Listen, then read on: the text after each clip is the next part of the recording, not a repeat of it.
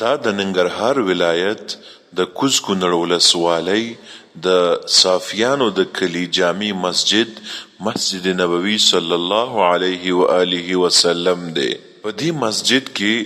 لسګونه طالب العلمان دیني زده کړې ترسره کوي. دلته د 1440 قمري کال د محرم الحرام په 10مه نیټه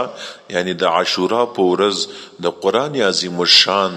د مبارک سوره یاسین ختم شو او له هغه وروسته د دې مسجد امام او خطیب جناب مولوی صاحب ولی الله حکیمی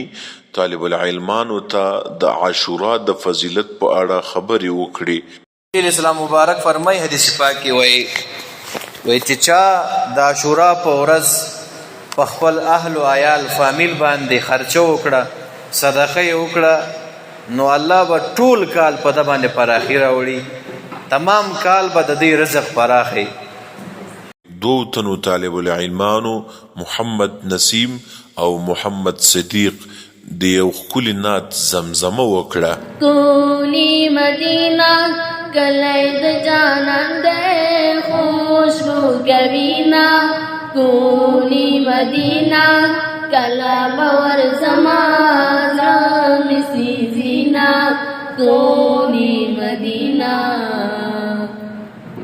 نشتا کان دورتلو پاجم کی یماتوان نشتا کان دورتلو پاجم کی یماتوان نشتا کان دورتلو پاجم کی یماتوان نشتا کان دورتلو پاجم کی یماتوان کولی مدینہ کلی د جانان دے خوشبو کوینا کولی مدینہ کلا باور زما زمی زینا کولی مدینہ. مولوی صاحب ولی الله حکیمی